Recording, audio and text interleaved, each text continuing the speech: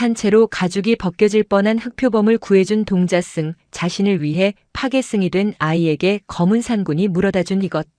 천광산의 겨울바람은 살을 애는 것이 아니라 뼈를 깎아내는 듯 했다. 새벽 예불을 알리는 범종 소리가 눈 덮인 산자락을 타고 내려가기도 전 무지는 이미 잠자리에서 일어나 있었다. 얇은 승복 사이로 파고드는 냉기는 익숙했다. 아이는 입김을 호호 불어대며 언손을 비비는 대신 마당 한 구석에 놓인 물지개를 짊어졌다. 무진아, 물통 채워라. 오늘 공양주 보살님 오시는 날이다.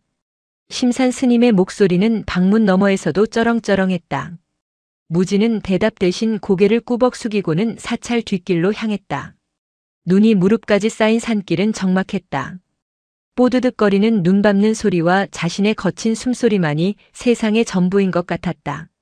서는 산은 낡았다. 단청은 벗겨져 나무의 속살이 드러났고 기둥은 세월의 무게에 짓눌려 휘어져 있었다. 사람들은 이곳을 영험하다 말했지만 무진에게는 그저 춥고 배고픈 수행의 감옥일 뿐이었다. 아이는 가끔 생각했다. 부처님은 정말 이 추운 산꼭대기에 앉아 중생을 내려다보고 계신 걸까? 아니면 너무 추워서 법당 안으로 숨어버리신 걸까? 약수터에 도착한 무진이 바가지로 얼음을 깨려던 찰나였다. 캉 마이너스. 날카로운 파열음이 고요를 찢었다. 그것은 얼음이 깨지는 소리가 아니었다. 쇠와 쇠가 부딪히고 그 사이에 무언가 단단한 뼈가 으스러지는 소름 끼치는 소리였다. 무진은 바가지를 든 채 얼어붙었다. 바람 소리에 묻혀 희미하게 들려오던 짐승의 울음소리가 아니었다면 잘못 들었다고 생각하고 넘겼을지도 모른다. 산짐승인가? 호기심보다는 두려움이 앞섰다. 겨울 산의 짐승은 굶주려 있고 굶주린 것은 무엇보다 위험하다는 것을 법륜 스님에게 귀에 못이 박히도록 들었다. 하지만 무진의 발은 머리의 명령을 거부했다. 쇳소리가 난 곳은 약수터에서 불과 10여 장 떨어진 비탈 아래였다. 사람이 다니지 않아 가시덤불이 우거진 금지된 구역. 무진은 물지개를 내려놓고 비탈길을 미끄러져 내려갔다. 가시나무가 승복을 찢고 종아리를 핥히었지만 통증은 느껴지지 않았다. 코끝을 찌르는 비릿한 냄새 때문이었다. 그것은 오래된 피냄새와는 달랐다. 갓 뿜어져 나온 뜨겁고 역한 생명의 냄새였다. 그리고 그곳에 그것이 있었다. 어둠 속에서도 번들거리는 검은 형체. 달빛이 구름을 벗어나자 드러난 것은 거대한 흑표범이었다. 헉! 무진이 저도 모르게 숨을 삼켰다. 표범은 바위만 한 몸집을 웅크린 채 앞발 하나를 끔찍한 기세로 옥죄고 있는 쇠덕과 사투를 벌이고 있었다. 톱니처럼 맞물린 덫은 표범의 발목을 깊숙이 파고들었고 하얀 눈 위에는 붉은 선혈이 낭자했다. 크르르르. 녀석이 고개를 돌렸다. 무진은 그 눈동자를 보는 순간 다리에 힘이 풀려 주저앉고 말았다. 짐승의 눈이 아니었다. 샛노란 홍채 속에 세로로 찢어진 동공은 마치 지옥불을 품고 있는 듯 형형하게 빛났다. 고통과 분노 그리고 사리가 뒤섞인 눈빛이 어린 동자승을 꿰뚫었다. 도망쳐야 한다. 본능이 비명을 질렀다. 저것은 사찰 앞마당에 가끔 내려오는 고란이나 멧돼지 따위가 아니다. 산의 주인이다. 마주치는 것만으로도 수명을 갉아먹힌다는 검은 산군의 전설이 머릿속을 스쳤다. 하지만 무진은 움직일 수 없었다.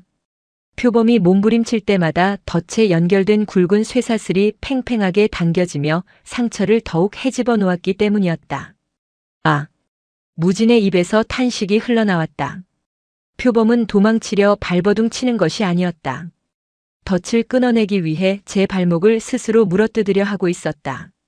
살기 위해 제 살을 씹어 삼키려는 처절한 몸부림. 그 처참한 광경이 무진의 가슴 한구석을 찌릿하게 만들었다. 아프겠다. 그 단순하고 원초적인 감정이 공포를 덮었다. 무진은 천천히, 아주 천천히 몸을 일으켰다. 표범이 송곳니를 드러내며 낮게 으르렁거렸다.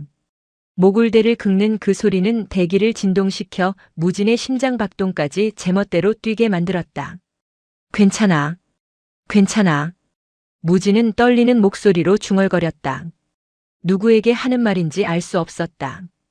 표범에게 하는 말일 수도 겁에 질린 자신에게 거는 최면일 수도 있었다. 아이는 합장한 손을 풀지 않은 채 한 발짝을 내디뎠다. 캬!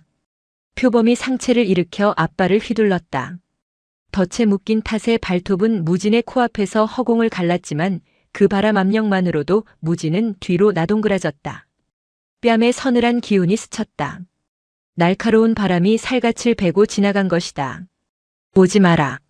무진의 입에서 튀어나온 말은 비명이 아니었다. 더 움직이면 발목이 잘려. 가만히 있어.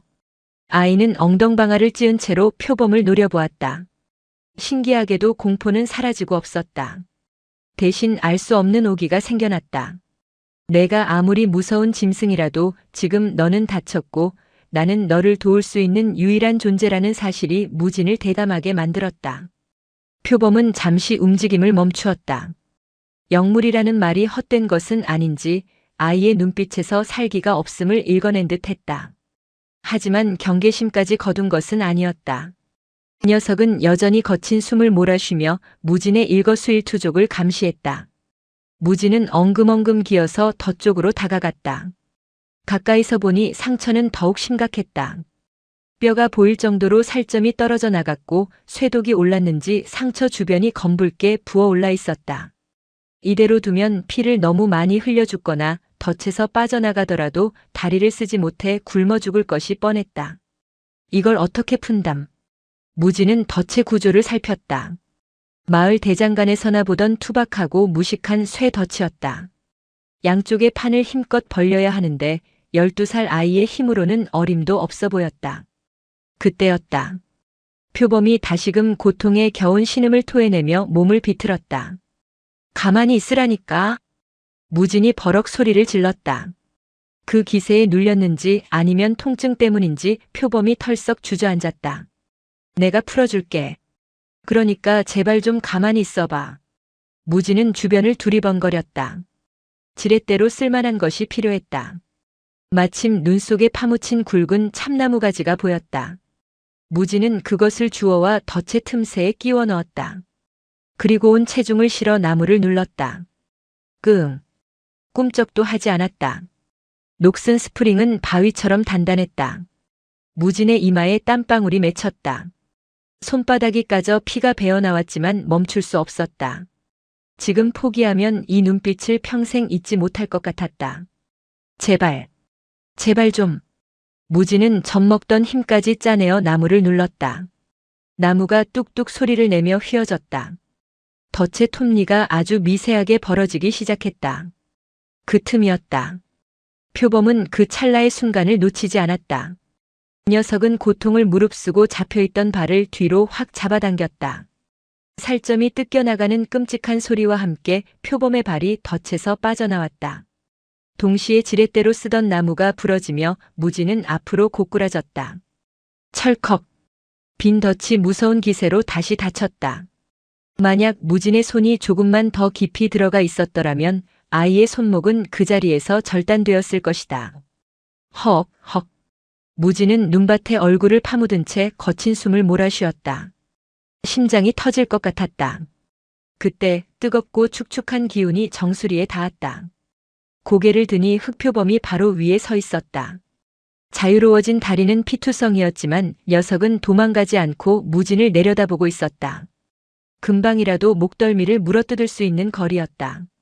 무진은 침을 꼴깍 삼켰다. 표범은 무진의 머리 냄새를 맡듯 코를 킁킁거렸다. 그리고는 거친 혀로 무진의 뺨에 묻은 흙과 눈을 한번 핥았다. 까슬까슬한 감촉이 소름 끼치면서도 묘하게 따뜻했다. 무진이 속삭였다. 가서 살아. 표범은 잠시 무진의 눈을 들여다보더니 절뚝거리며 숲의 더 깊은 어둠 속으로 몸을 돌렸다. 검은 꼬리가 눈 위에 긴 궤적을 남기며 사라질 때까지 무진은 그 자리에서 움직이지 못했다. 다시 찬 바람이 불어왔다. 그제야 무진은 자신이 땀으로 흠뻑 젖어 있다는 사실을 깨달았다. 추위가 엄습했다. 하지만 가슴속 어딘가에는 설명할 수 없는 뜨거운 불덩이가 남아있었다. 무진은 비틀거리며 일어났다. 부러진 나무 조각과 피 묻은 눈을 발로 덮어 흔적을 지웠다. 덫은 그대로 두었다. 건드렸다간 다시 다칠 힘도 없었다. 무엇보다 누군가 이 덫을 놓았다는 사실이 중요했다. 절의 경내나 다름없는 이곳에 덫을 놓을 간 큰 인간은 산 아래 마을에 단 한 명뿐이었다. 사냥꾼. 무진의 눈매가 가늘어졌다. 그는 약수터로 돌아와 빈 물통에 물을 채웠다. 물지개가 평소보다 훨씬 무겁게 느껴졌지만 발걸음은 묘하게 가벼웠다. 법당으로 돌아가는 길, 무진은 자신의 승복 자락에 묻은 검붉은 핏자국을 보며 생각했다. 이것은 비밀이다. 부처님도 주지 스님도 모르는 오직 나와 저 검은 짐승만의 비밀. 하지만 무진은 알지 못했다. 그 비밀이 가져올 파장이 얼마나 거대할지, 그리고 자신이 구한 것이 단순한 짐승이 아니라 천광산의 운명 그 자체였음을. 선운사의 아침 공양 시간은 수행의 연장이다. 숟가락 부딪히는 소리조차 용납되지 않는 엄숙한 침묵 속에서 무진은 바발이 모래알처럼 느껴졌다. 온 신경이 새벽에 만난 흑표범에게 쏠려 있었다. 그 상처로는 멀리 못 갔을 거야. 피냄새를 맡고 다른 짐승들이 몰려들면 어쩌지? 걱정은 꼬리에 꼬리를 물었다. 무진의 시선이 자꾸만 심산 스님이 앉은 상석 쪽으로 향했다. 정확히 말하면 심산 스님 뒤편 약재를 보관하는 약방 열쇠가 걸린 기둥을 훔쳐보고 있었다. 무진. 낮고 굵은 목소리가 정적을 깼다. 법륜 스님이었다. 예, 스님. 무진이 화들짝 놀라 숟가락을 떨어뜨릴 뻔했다. 법륜 스님의 깊은 눈이 무진을 꿰뚫어 보고 있었다. 그 눈빛은 마치 무진의 마음속에 들어있는 흑표범의 잔상까지 읽어내는 듯 했다. 마음이 콩밭에 가 있구나. 밥알 하나하나에 농부의 피땀이 서려 있음을 잊지 말라 하였다. 죄송합니다. 식사를 마치고 나면 장작을 패거라. 잡념을 없애는 데는 몸을 쓰는 것만 한게 없다. 다행히 들키지는 않은 모양이다. 무진은 안도의 한숨을 내쉬며 남은 밥을 급히 입에 넣었다. 식사가 끝나고 설거지까지 마친 시간은 오전 9시. 스님들은 각자의 수행처로 흩어졌다. 심산 스님은 종무소에서 장부를 정리하고 있었고 법륜 스님은 주지실에서 차를 마시고 있었다. 지금이 기회였다. 무진은 뒷간에 가는 척하며 약방 쪽으로 살금살금 다가갔다. 약방 문은 굳게 잠겨 있었다. 하지만 무진에게는 비장의 무기가 있었다. 예전에 심산 스님이 열쇠를 잃어버렸을 때 창문 틈으로 손을 넣어 문고리를 따는 법을 어깨너머로 봐두었던 것이다. 주변을 살폈다. 다람쥐 한 마리 지나가지 않았다. 무진은 얇은 손가락을 문틈으로 집어넣었다.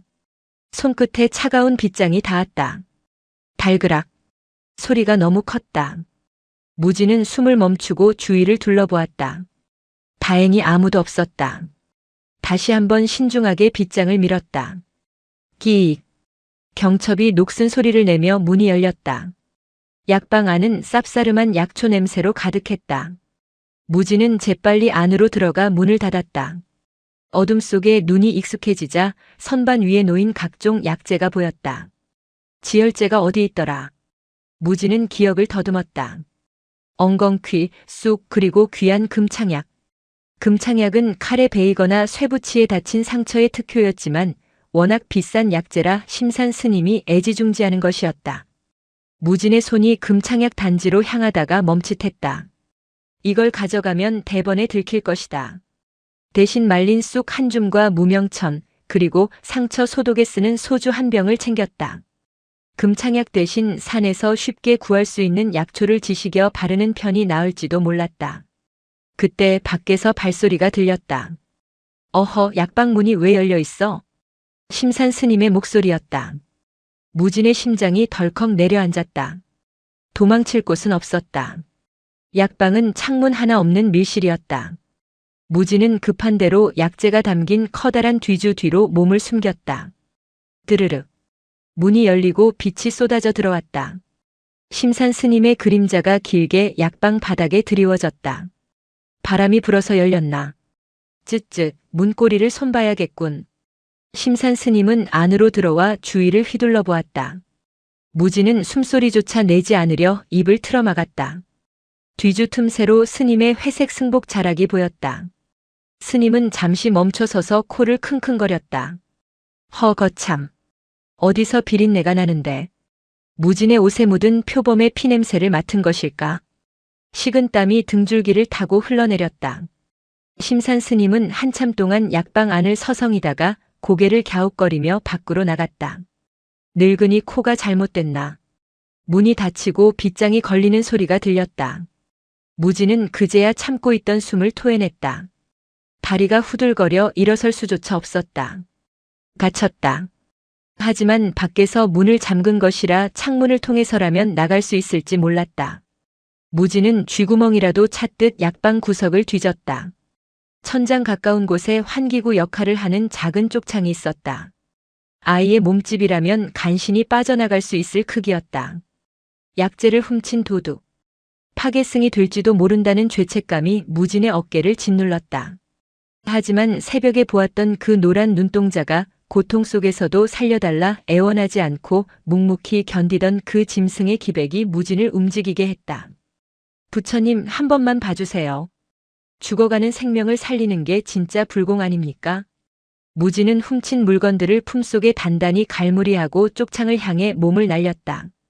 약초와 붕대를 챙긴 무진이 다시 표범을 발견한 곳은 덫이 있던 자리에서 이리 정도 떨어진 바위 동굴이었다. 핏자국을 따라 쫓아간 길은 험난했다. 눈이 허벅지까지 쌓여 있었고 곳곳이 낭떠러지였다. 동굴 입구는 칡넝쿨로 가려져 있어 자세히 보지 않으면 지나치기 십상이었다. 무진이 조심스럽게 넝쿨을 걷어내자 어둠 속에서 낮은 으르렁거림이 들려왔다. 나야. 아까 그 꼬마. 무진은 양손을 들어 무기를 들지 않았음을 보여주었다. 표범은 동굴 안쪽 깊숙한 곳에 웅크리고 있었다. 상처 부위는 퉁퉁 부어올라 있었고 녀석은 열이 나는지 숨을 헐떡이고 있었다. 무진이 다가가자 표범은 송곳니를 드러냈지만 새벽처럼 달려들지는 않았다. 아이에게서 나는 냄새를 기억하는 듯 했다. 아니면 대항할 힘조차 없는 것일 수도 있었다. 아프지? 약 발라줄게. 무진은 소주병 뚜껑을 열었다. 알코올 냄새가 확 퍼지자 표범이 코를 찡긋거렸다. 이거 좀 따가울 거야. 참아야 해. 무진은 무명천에 소주를 적셔 상처 부위를 닦아냈다. 크앙. 표범이 비명을 지르며 몸부림쳤다. 무진은 재빨리 녀석의 목덜미를 끌어안아 눌렀다. 가만히 있어. 독을 빼내야 산단 말이야. 무진의 작은 팔이 표범의 두꺼운 목을 감았다. 녀석의 뜨거운 체온이 가슴으로 전해졌다. 표범은 무진을 물어뜯으려 고개를 돌렸다가 무진의 눈에서 흐르는 눈물을 보고 멈칫했다. 아이는 울고 있었다. 무서워서가 아니라 녀석의 고통이 가엾어서. 표범의 몸에서 힘이 빠졌다. 무진은 그 틈을 타가져온 쑥을 지식여 상처에 붙이고 붕대로 단단히 감았다. 서툰 솜씨였지만 제법 그럴듯했다. 다 됐어. 무진은 땀범벅이 된 얼굴로 웃어 보였다. 표범은 붕대 감긴 제 다리를 내려다보더니 다시 무진을 쳐다보았다. 그 눈빛은 이전과는 달랐다. 경계심이 사라진 자리에는 호기심과 아주 미세한 신뢰가 깃들어 있었다. 너 이름이 뭐니? 무진이 물었다. 대답이 있을 리 없었다. 까마니까. 까미라고 할까? 아니야, 너무 촌스러워. 무진은 잠시 고민하다가 씩 웃었다. 산군. 그래, 너는 산의 왕이니까 산군이라고 부를게. 어때? 표범, 아니 산군은 대답 대신 꼬리로 바닥을 탁 내리쳤다. 마음에 든다는 뜻인지 시끄러우니 꺼지라는 뜻인지는 알 수 없었다. 내일 또 올게. 밥 가져올 테니까 어디 가지 말고 있어. 무진은 떨어지지 않는 발걸음을 옮겼다. 동굴을 나서기 전 뒤를 돌아보자 어둠 속에서 두 개의 노란 별이 자신을 배웅하고 있었다. 그날 밤 천광산에는 폭설이 내렸다. 무진의 발자국을 모두 지워버릴 만큼 거센 눈이었다. 그것은 세상으로부터 둘의 비밀을 지켜주려는 하늘의 배려였을까? 아니면 앞으로 닥쳐올 시련을 예고하는 서막이었을까? 선운사의 법당 처마 밑 풍경 소리가 유난히 구슬프게 울렸다. 사흘이 지났다. 눈은 그쳤으나 기온은 더 떨어져 처마 밑 고드름이 창처럼 날카롭게 얼어붙었다. 무진의 속은 타들어갔다. 첫날은 몰래 챙겨간 주먹밥 2덩이를 녀석의 입가에 밀어주었다. 하지만 상구는 냄새만 맡을 뿐 거들떠보지도 않았다. 녀석은 육식동물이었다. 그것도 피와 살을 뜯어 기력을 채워야 하는 맹수. 풀뿌리와 곡식으로 연명하는 절밥이 녀석의 허기를 채울 리 만무했다. 녀석은 눈에 띄게 수척해져 있었다. 상처는 아물어가고 있었지만 먹지 못한 탓에 윤기를 잃은 검은 털이 푸석하게 일어났다. 노란 눈동자도 초점을 잃고 흐릿해져 갔다. 이대로라면 상처가 낫기도 전에 굶어 죽을 판이었다. 고기가 필요해. 하지만 이곳은 살생을 금하는 도량이었다. 고기 굽는 냄새는커녕 멸치 육수조차 구경하기 힘든 곳이다.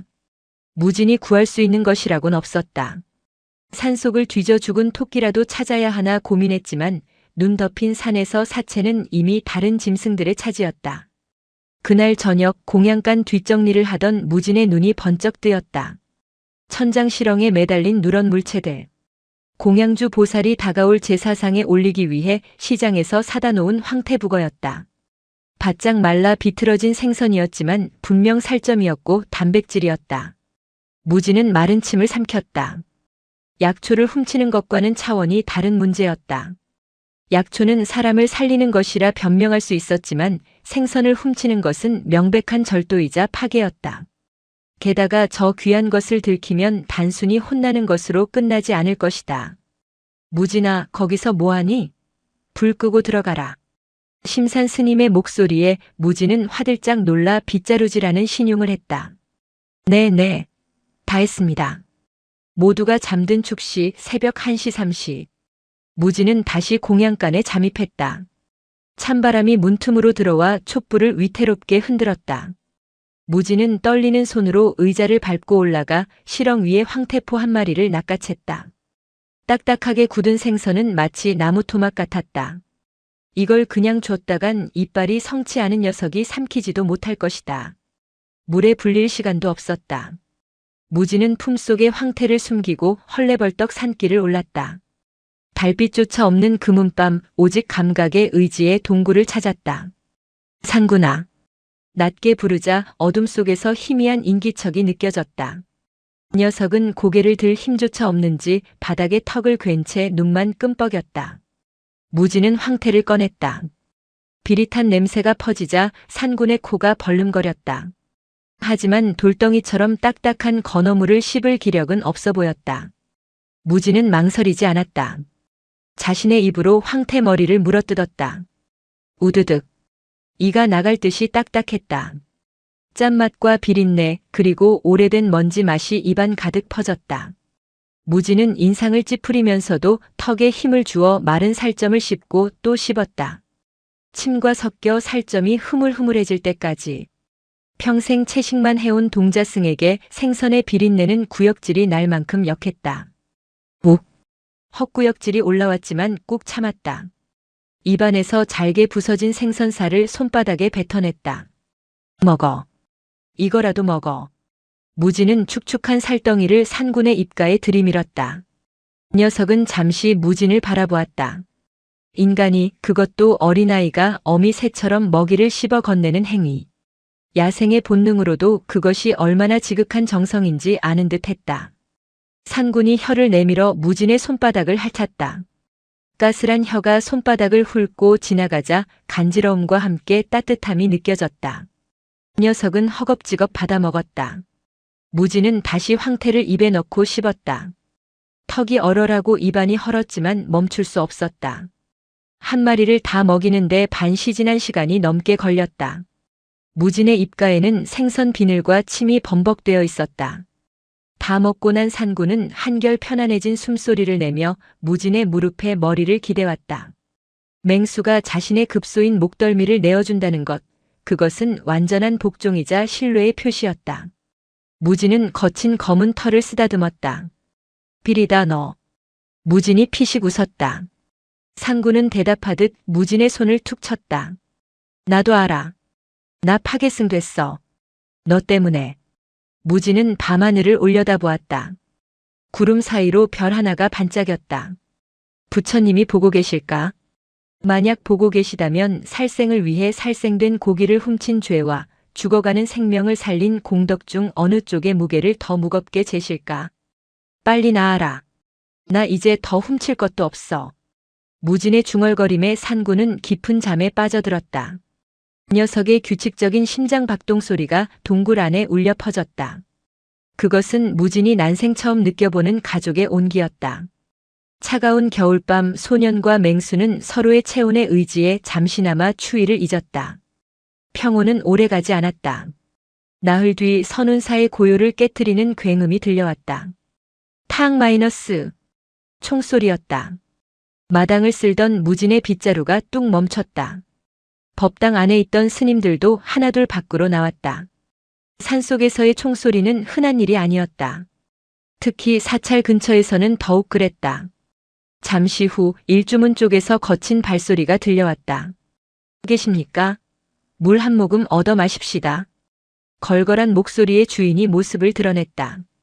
털이 숭숭 빠진 개가죽 모자를 쓰고 어깨에는 낡은 엽총을 둘러맨 사내. 산 아래 마을에서 악명 높은 사냥꾼 곽철이었다. 그의 등 뒤에는 멧돼지나 고라니 같은 사냥감이 없었다. 빈손이었다. 하지만 그의 몸에서는 지독한 피냄새와 화약 냄새가 진동했다. 무진은 본능적으로 뒷걸음질 쳤다. 저 사람이다. 덫을 놓은 사람. 법륜 스님이 뒷짐을 진 채 마당으로 내려섰다. 빈손으로 오셨구려. 산신령님이 오늘은 곁을 내어주지 않으셨나 봅니다. 뼈 있는 농담이었다. 살생을 업으로 삼는 자를 반길 리 없는 스님의 태도에도 곽철은 뻔뻔하게 웃으며 마당 한가운데 침을 탁 뱉었다. 허허, 주지 스님도 참. 산신령이 아니라 산귀신이 붙었나 봅니다. 다 잡은 놈을 놓쳤지 뭡니까? 곽철의 눈이 뱀처럼 번들거렸다. 그는 주머니에서 꼬깃꼬깃한 담배를 꺼내 물려다 스님들의 눈총에 슬그머니 도로 집어넣었다. 그런데 말입니다, 스님. 혹시 요 며칠 사이 절 근처에서 덩치 큰 짐승 못 보셨소? 검은색 털을 가진 놈인데. 심산 스님이 미간을 찌푸리며 나섰다. 검은 짐승이라니? 기껏해야 멧돼지나 내려오지 그런 놈은 못 봤소. 이상하네. 핏자국이 분명 이쪽으로 이어졌는데. 곽철의 시선이 사찰 구석구석을 훑었다. 마치 먹잇감을 찾는 독수리 같았다. 그러다 그의 시선이 구석에 서 있던 무진에게 꽂혔다. 거기 꼬마 스님. 무진의 심장이 덜컥 내려앉았다. 너 맨날 물 깃고 나무하러 다니지? 산 타는 솜씨가 제법이던데. 곽철이 저벅저벅 무진에게 다가왔다. 압도적인 덩치 차이에 무진은 숨이 막힐 것 같았다. 곽철은 무진의 코앞까지 얼굴을 들이밀었다. 역한 담배 냄새와 땀 냄새가 훅 끼쳤다. 못 봤냐? 다리를 절뚝거리는 놈 말이야. 무진은 입술을 깨물었다. 거짓말을 해야 한다. 들키면 상군이 죽는다. 하지만 목소리가 나오질 않았다. 공포가 목구멍을 틀어막고 있었다. 그게. 말해봐. 봤어, 안 봤어? 곽철의 손이 무진의 어깨를 꽉 쥐었다. 소나기 힘이 어찌나 센지 뼈가 으스러질 것 같았다. 이보시오. 법륜 스님의 호통이 떨어졌다. 어린아이에게 무슨 짓입니까? 수행하는 도량에서 행패 부리지 말고 당장 나가시오. 평소 온화하던 법륜 스님의 눈에서 펄한 안광이 뿜어져 나왔다. 천광산의 호랑이라 불리던 젊은 시절의 기백이었다. 곽철은 칙 하고 혀를 차며 무진의 어깨를 놓았다. 성질 급하시긴. 알았소다. 내 물 한 잔만 마시고 갈라니까. 곽철은 약수터 쪽으로 걸음을 옮겼다. 무진은 떨리는 다리를 겨우 지탱하며 그 뒷모습을 노려보았다. 그런데 곽철이 약수터 바가지에 입을 대려는 순간 그의 시선이 바닥에 머물렀다. 약수터 주변 무진이 미처 지우지 못한 희미한 흔적. 눈이 녹아 지늘게 된 바닥에 찍힌 아주 작지만 분명한 발자국. 개나 고라니의 것이 아닌 둥글고 묵직한 고양이과 맹수의 발자국이었다. 곽철의 입가에 비릿한 미소가 번졌다. 그는 아무 말 없이 물을 마시고는 손등으로 입을 쓱 닦았다. 물맛 좋네. 그럼 수고들 하십시오. 그는 의미심장한 눈빛으로 무진을 한번 흘겨보고는 유유히 산을 내려갔다. 무진은 알 수 있었다. 그는 포기하고 가는 게 아니다. 확신을 가지고 가는 것이다. 놈이 여기 있다는 확신을. 무진아. 멍하니 서 있는 무진을 법륜 스님이 불렀다. 예, 스님. 오늘부터 산에 가지 마라. 나무도 하지 말고 물도 깃지 마라. 절 안에만 있거라. 하지만 사냥꾼의 눈빛이 심상치 않다. 피냄새를 맡은 짐승보다 더 위험한 게 욕심에 눈먼 인간이다. 알겠느냐? 스님의 엄명에 무진은 고개를 숙일 수밖에 없었다. 절 안에 갇히면 산군에게 갈 수 없다. 밥도 줄 수 없고 상처도 봐줄 수 없다. 무엇보다 곽철이 다시 돌아올 것이다. 더 많은 덫과 총알을 가지고. 저녁 예불 시간 목탁 소리가 끊임없이 이어졌지만 무진의 머릿속은 온통 산군 생각뿐이었다. 도망가라고 해야 해. 여기 있으면 죽어. 무진은 결심했다. 오늘 밤 마지막으로 녀석을 만나 산을 떠나라고 말해야 한다. 그것이 영원한 이별이 된다 해도 녀석이 사냥꾼의 총에 맞아 가죽이 벗겨지는 것보다는 나았다. 밤이 깊었다. 다행히 스님들의 감시는 삼엄하지 않았다. 무진은 익숙하게 담을 넘어 산으로 향했다. 발자국을 남기지 않기 위해 바위와 나무뿌리만 밟고 지나가는 솜씨가 제법 날쌔졌다. 동굴 앞에 도착했을 때 무진은 깜짝 놀랐다. 상군이 동굴 밖 나와 앉아 있었다. 며칠 전만 해도 일어서는 것조차 힘겨워하던 녀석이 꼿꼿한 자세로 바위 위에 앉아 달빛을 받고 있었다. 붕대는 이미 풀려 나뒹굴고 있었고 상처 부위엔 새살이 돋아나고 있었다. 흑표범 특유의 경이로운 회복력이었다. 나와 있었네. 무진이 다가가자 산군은 기다렸다는 듯 꼬리를 살랑거렸다. 개처럼 요란하지 않았지만 묵직하고 우아한 반가움의 표시였다. 다 나았어? 무진이 상처를 살피려 하자 산군은 장난치듯 무진의 손을 앙하고 무는 신용을 했다. 이빨이 살갗에 닿았지만 전혀 아프지 않았다. 장난치지 마. 지금 심각하단 말이야. 무진은 녀석의 목을 끌어안았다. 매끄러운 털의 감촉과 단단한 근육이 느껴졌다. 이제 녀석은 더 이상 보호받아야 할 환자가 아니었다. 산을 호령하는 맹수의 위용을 되찾아가고 있었다. 산군아, 잘 들어. 무진은 산군의 눈을 똑바로 쳐다보며 말했다. 여기 있으면 안 돼. 오늘 사냥꾼이 왔었어. 널 찾고 있어. 산군은 알아들었는지 못 알아들었는지 그저 무진의 눈동자에 비친 자신의 모습을 바라볼 뿐이었다. 더 깊은 산으로 가. 천광산 넘어 저기 북쪽 사람 발길 안 닿는 곳으로 가라고. 여기 있으면 죽어. 무진의 목소리가 떨렸다. 정이 들어버렸다. 고작 며칠이었지만 부모 얼굴도 모른 채 절에서 자란 무진에게 산군은 처음 생긴 내 편이었다. 보내기 싫었다. 하지만 보내야 했다. 어서. 무진이 산군의 등을 떠밀었다. 꿈쩍도 하지 않았다. 바위처럼 버티고 앉은 녀석은 오히려 무진의 어깨에 머리를 비벼댔다. 가라니까. 말 좀 들어. 무진이 소리를 지르며 주먹으로 녀석의 어깨를 툭 쳤다. 그때였다. 바스락. 어둠 속에서 나뭇가지 밟는 소리가 들렸다. 바람 소리가 아니었다. 산군의 귀가 쫑긋 섰다. 녀석의 몸이 순식간에 낮아졌다. 장난기 어린 눈빛은 사라지고 살기 어린 안광이 숲의 어둠을 쏘아보았다. 무진도 숨을 멈췄다. 누군가 있다. 흐흐. 역시 꼬마 중놈 뒤를 밟길 잘했군. 어둠 속에서 그림자 하나가 분리되어 나왔다. 곽철이었다. 그의 손에는 시커먼 총구가 들려 있었다. 달빛을 받아 차갑게 빛나는 총구가 무진이 아닌 흑표범의 미간을 정확히 겨누고 있었다. 이게 웬 횡재냐? 전설의 흑표라니. 가죽값만 해도 집 한 채는 사겠어. 곽철의 목소리는 흥분으로 떨리고 있었다. 안 돼. 무진이 반사적으로 산군의 앞을 막아섰다. 두 팔을 벌려 녀석을 감쌌다. 비켜라, 꼬마야. 총알은 눈이 없다. 못 쏴요. 절당에서 살생은 안 돼요. 절당? 웃기지 마라. 이 산에 내 땅이 어딨어. 먼저 잡는 놈이 임자지. 곽철이 한 걸음 더 다가왔다. 셋셀 동안 비켜라. 안 그러면 내 놈 다리 몽댕이부터 쏘고 저놈을 잡을 테니까. 하나. 철컥. 놀이쇠가 당겨졌다. 둘. 무진은 눈을 질끈 감았다. 도망칠 수 없다. 뒤에는 상군이 있다. 내가 비키면 녀석은 죽는다. 도망가 상군아. 무진이 작게 속삭인 순간이었다. 등 뒤에서 뜨거운 바람이 불었다. 무진의 몸이 붕 뜨는 느낌과 함께 옆으로 튕겨나갔다. 상군이 무진을 코로 밀쳐낸 것이었다. 셋. 탕 마이너스. 총구에서 불이 뿜어졌다. 동시에 검은 그림자가 총알보다 빠르게 곽철을 향해 튀어나갔다. 으악! 비명과 함께 곽철이 뒤로 낮아빠졌다.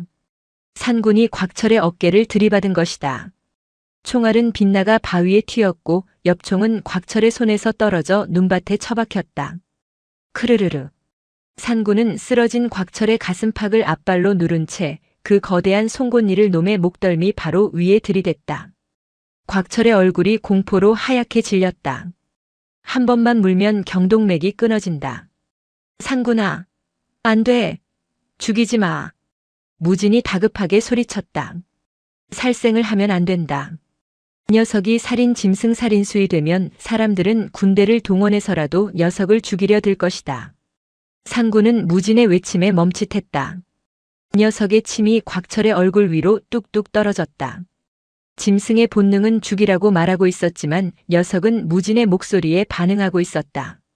그 짧은 틈을 타 곽철이 품속에서 단도를 꺼내 휘둘렀다. 쉭!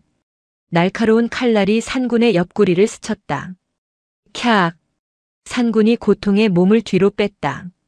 곽철은 그 틈을 타 허둥지둥 일어나 총을 향해 기어갔다. 저리 가! 도망쳐! 무진이 눈덩이를 집어 곽철에게 던지며 소리쳤다. 산군은 피가 배어나오는 옆구리를 흘긋 보더니 다시 총을 잡으려는 곽철을 노려보았다. 그러나 이내 결심한 듯 몸을 돌려 무진을 한번 바라보고는 숲속으로 쏜살같이 사라졌다. 이 망할 짐승 새끼가! 총을 집어든 곽철이 숲을 향해 방아쇠를 당겼지만 허공을 가를 뿐이었다. 젠장! 젠장! 곽철은 길길이 날뛰다가 분이 풀리지 않는지 무진에게로 성큼성큼 다가왔다. 내 이놈! 내 놈 때문에 놓쳤다. 내 놈 때문에! 곽철이 개머리판을 높이 쳐들었다.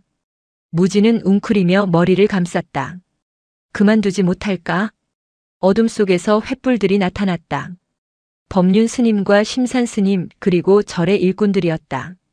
총소리를 듣고 달려온 것이었다.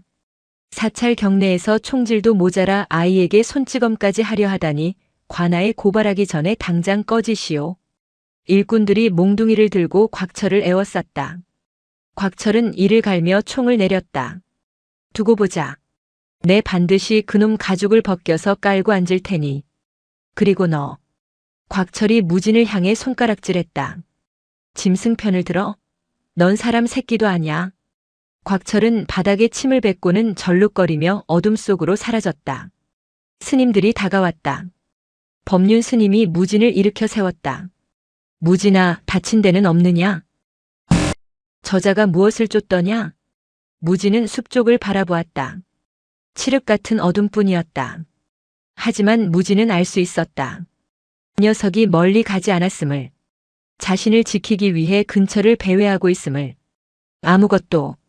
아무것도 아닙니다. 그냥 고란이었습니다.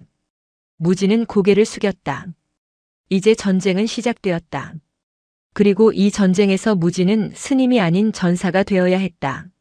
사찰의 겨울은 정지된 시간과도 같다. 하지만 곽철의 난동 이후 선운사의 시간은 묘하게 비틀려 흐르기 시작했다. 법륜 스님은 무진에게 천일기도에 준하는 근신 처분을 내렸다. 명목상은 위험한 짐승과 어울린 죄였으나 실상은 무진을 사냥꾼의 눈으로부터 숨기기 위한 조치였다. 무진은 하루 종일 법당 안에 갇혀 3000배를 올리거나 경전을 필사해야 했다. 관세음보살, 관세음보살. 무진의 입술은 연부를 외고 있었지만 귀는 언제나 창밖의 소리에 열려 있었다. 이상한 일은 그날 밤부터 시작되었다. 폭설이 쏟아진 다음 날 새벽이었다.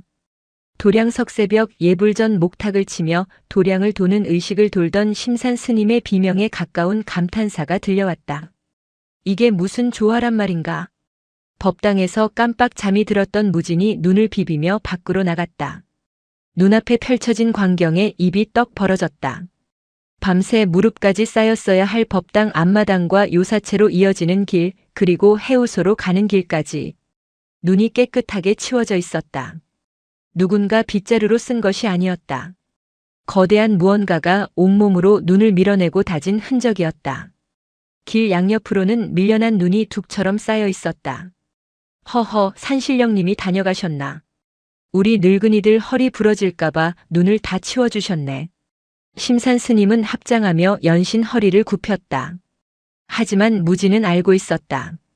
눈 위에 찍힌 발자국은 없었지만 그 투박하고 거친 눈치움의 방식이 누구의 솜씨인지를. 바보. 이러다 들키면 어쩌려고. 무진의 가슴 한구석이 찌릿했다. 상구는 떠나지 않았다. 숲속 어딘가에 숨어 저를 지켜보고 있는 것이 분명했다. 기이한 일은 그것뿐만이 아니었다. 사흘 뒤 공양간 뒤뜰. 새벽밥을 지으러 나온 공양주 보살이 기절초풍을 했다. 붓두막 앞에 꿩 2마리와 산토끼 1마리가 나란히 놓여 있었기 때문이다. 짐승에게 물려 죽은 흔적이 역력했으나 내장은 깔끔하게 비워져 있었고 먹기에 가장 좋은 부위만 남아 있었다. 아이고, 이게 웬 날벼락이야. 부처님 도량의 살생의 흔적이라니. 보살님은 기겁을 하며 빗자루로 사체들을 치우려 했다. 그때 무진이 달려나와 앞을 막아섰다. 버리지 마세요. 무진아, 비켜라. 재수없게 시체를. 이거 못이에요. 못이? 누군가가 배고픈 스님들 드시라고 가져다 놓은 마음이에요. 버리면 안 돼요. 무진은 꿩과 토끼를 주워들었다. 아직 온기가 남아 있었다. 잡은 지 얼마 되지 않았다는 뜻이다. 녀석은 알고 있었던 것이다. 무진이 자신을 살리기 위해 황태를 훔치고 그 딱딱한 것을 씹느라 입안이 헐었다는 것을. 그래서 녀석 나름의 방식으로 가장 귀한 고기를 구해다 바친 것이다. 무진은 아무도 몰래 꿩과 토끼를 들고 산초입으로 갔다. 그리고 땅을 파고 묻어주었다. 절에서는 고기를 먹을 수 없으니까. 대신 무진은 나지막이 속삭였다. 잘 받았어. 고마워, 산구나. 근데 이제 그만해. 위험해. 하지만 상군의 보호는 멈추지 않았다. 장작 패는 곳에는 굵은 통나무들이 미리 쪼개져 있기도 했고 약수터 가는 길에 가시덤불이 며칠 사이에 말끔히 정리되어 있기도 했다. 보이지 않는 우렁각시, 아니 검은 각시가 저를 돌보고 있었다. 스님들은 수군거렸다. 산신령의 조화다, 도깨비의 장난이다 말이 많았지만 법륜 스님만은 침묵했다. 그는 아침마다 마당에 찍힌 미세한 흔적들을 오랫동안 바라볼 뿐이었다. 그러던 어느 날 밤, 무진이 마루에 앉아 달을 보고 있을 때였다. 담장 너머 늙은 소나무 가지가 툭 하고 흔들렸다. 그곳에 녀석이 있었다.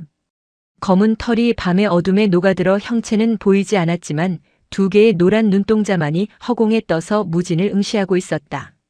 무진이 손을 흔들었다. 노란 별 2개가 가만히 깜빡였다. 그것은 말보다 더 깊은 대화였다. 나 여기 있어. 응, 나도 알아. 지켜줄게. 조심해. 인간과 맹수, 승려와 살생수.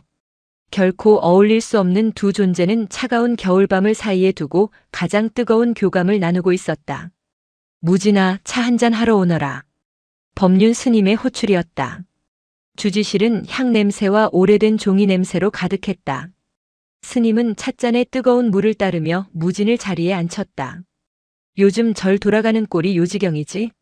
스님이 찻잔을 건네며 빙긋 웃었다. 무진은 뜨끔하여 찻잔만 만지작거렸다. 눈을 치우고 땔감을 해놓고 심지어 고기까지 물어다주는 짐승이라. 내 생각은 어떠냐? 그게 산신령일까 아니면 요물일까? 무진은 대답하지 못했다. 상군을 요물이라 부르고 싶지 않았다. 그렇다고 사실대로 말할 수도 없었다. 법륜 스님은 창호지 문을 열어 밖을 내다보았다. 하얗게 눈 덮인 천광산의 산세가 한눈에 들어왔다. 옛날 이야기 하나 해주마. 스님의 목소리가 낮게 깔렸다. 100년 전 일제강점기 때였다. 외놈들이 이 산의 전기를 끊겠다고 쇠말뚝을 받고 절에 불을 지르려 했던 적이 있었지. 스님들은 모두 쫓겨나고 절은 텅 비었더랬다. 무지는 귀를 기울였다. 처음 듣는 이야기였다.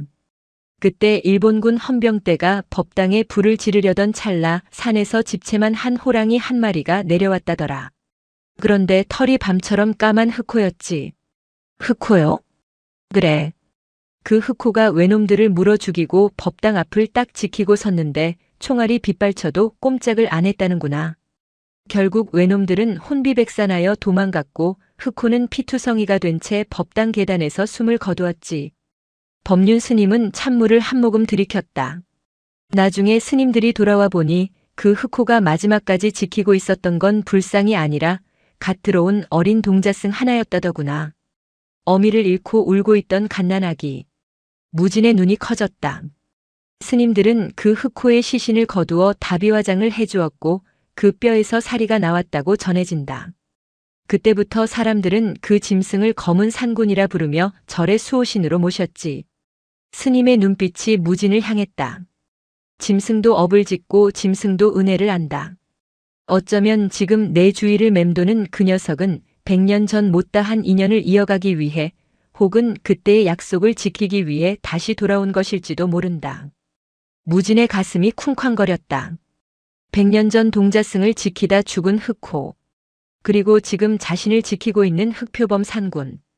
단순한 우연이 아니었다. 그것은 윤회라는 거대한 수레바퀴 속에서 다시 만난 필연이었다. 스님, 사실은. 무진이 입을 떼려는 순간 스님이 손을 들어 제지했다. 말하지 않아도 된다. 다만 명심해라.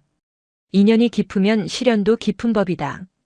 곽철이라는 자, 그 자의 눈에는 탐욕이 서려 있다.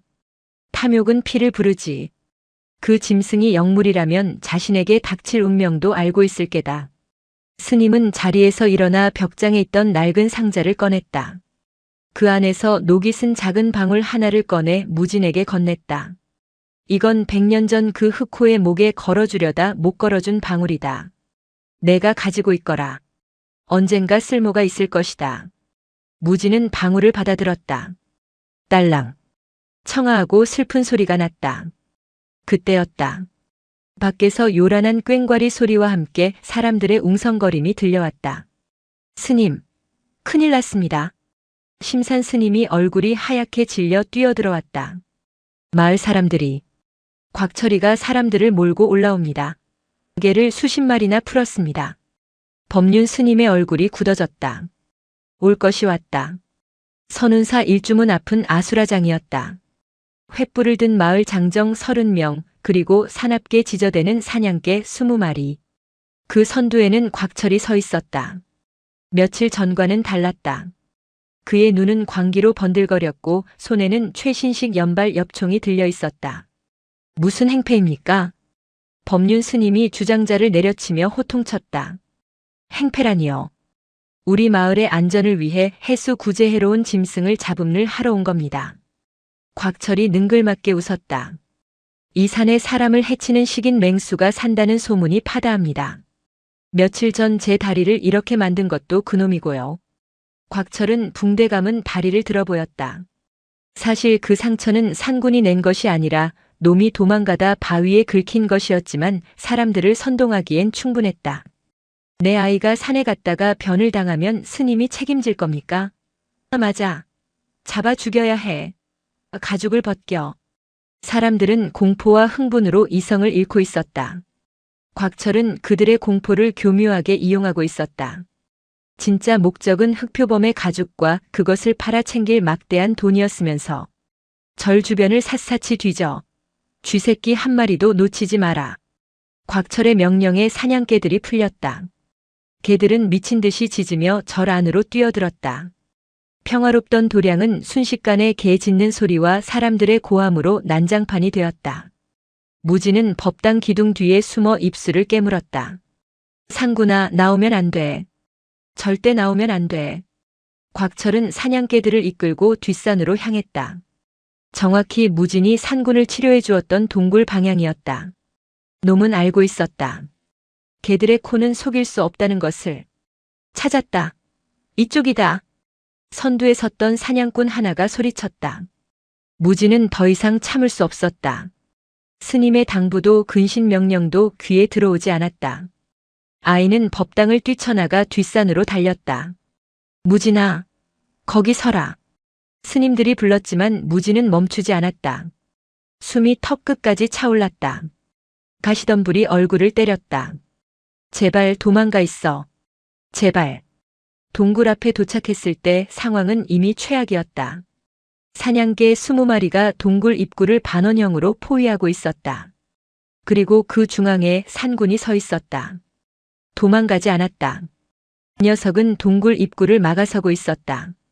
왜 도망가지 않았을까? 그때 무진의 눈에 들어온 것.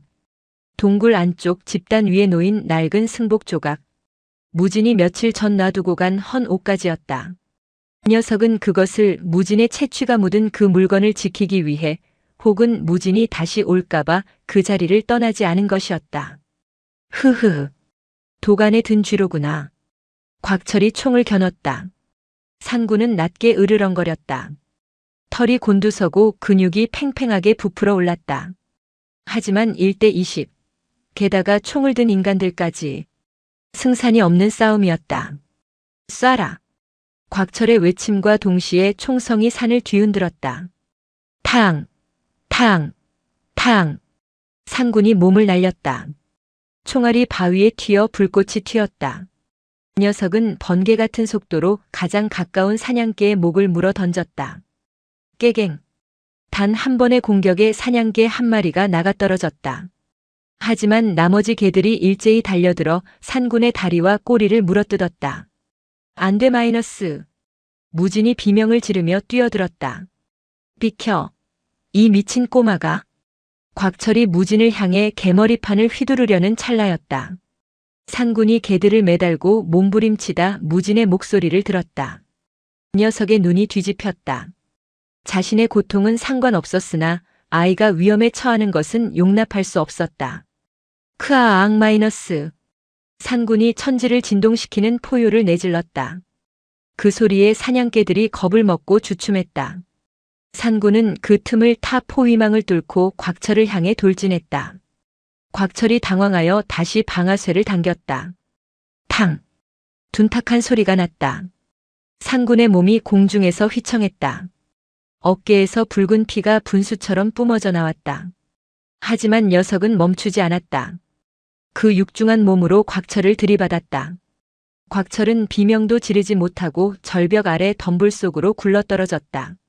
하지만 산군도 바닥에 쓰러졌다. 총상이 깊었다. 나머지 사냥꾼들이 창과 몽둥이를 들고 쓰러진 산군을 향해 다가갔다. 잡아! 찔러 죽여! 무진이 산군의 몸 위로 몸을 던졌다. 하지마! 죽이지 마요. 제발! 무진은 피투성이가 된 산군의 몸을 끌어안고 울부짖었다. 따뜻한 피가 승복을 적셨다. 사냥꾼들이 무진을 떼어내려 억센 손길로 잡아당겼다. 이거나 놓으란 말이야. 그때 하늘에서 차가운 것이 떨어졌다. 눈이었다. 하얀 눈송이가 붉은 피 위로 소리 없이 내려앉았다. 그리고 산의 능선을 타고 수십 개의 횃불이 더 나타났다. 이번엔 마을 사람들이 아니었다. 회색 승복을 입은 선운사의 모든 스님이 석장을 들고 산을 오르고 있었다. 그들의 입에서는 나지막하지만 웅장한 독경 소리가 울려 퍼졌다. 관세음보살, 관세음보살. 그 소리는 사냥개들의 짖는 소리를 잠재우고 탐욕에 눈먼 인간들의 광기를 차갑게 식혀버리는 위험이 있었다. 검은 업과 하얀 눈 그리고 붉은 피가 뒤엉킨 천광산의 밤은 이제 절정을 향해 치닫고 있었다. 수십 개의 석장이 땅을 찍는 소리가 짐승의 포효보다 더 무겁게 산을 울렸다. 쿵, 쿵, 쿵. 법륜 스님을 필두로 한 승려들의 행렬이 피 묻은 눈밭에 멈춰섰다. 횃불의 불빛 아래 드러난 스님들의 표정은 험악하지 않았으나 서리빨 같은 기계가 서려 있었다. 그것은 살기를 뛰어넘는 법력의 위압감이었다. 사냥꾼들이 주춤하며 뒷걸음질 쳤다. 총을 든 자들도 감히 방아쇠에 손을 걸지 못했다. 물러들 가시오. 법륜 스님의 목소리는 낮았으나 명확했다. 이곳은 살생을 금하는 부처님의 도량입니다. 더 이상의 피를 묻히지 마시오. 한 사냥꾼이 용기를 내어 소리쳤다. 스님, 저건 식인 맹수입니다. 곽철이가 당한 걸 못 보셨소? 저놈을 살려두면 마을이 위험합니다. 식인 맹수라. 법륜 스님이 싸늘한 눈으로 사냥꾼들을 훑어보았다. 내 눈에는 제 새끼를 지키려는 어미보다 더한 자비심을 가진 짐승과 돈 몇 푼에 눈이 멀어 때로 몰려와 살생을 저지르려는 악귀들만 보입니다. 대체 누가 진짜 짐승입니까? 스님의 일갈에 좌중이 침묵했다. 무지는 그 틈에도 산군의 목을 꽉 끌어안고 있었다. 녀석의 거친 숨소리가 무진의 가슴을 진동시켰다. 붉은 피가 멈추지 않고 꿀럭꿀럭 솟아나와 무진의 손을 적셨다. 비키시오. 우리는 관아의 허가를 받고 온 거요. 돈의 눈먼 몇몇이 다시 창을 곤두세우며 다가왔다. 그때였다. 평소 돈 계산이나 하며 깐깐하게만 굴던 심산 스님이 튀어나갔다. 그는 품에서 낡은 염주를 꺼내 사냥꾼들의 발치에 획 던졌다. 이놈들아, 가져가라. 돈이 필요하면 내 염주라도 팔아먹고 절간 기둥이라도 뽑아가란 말이다.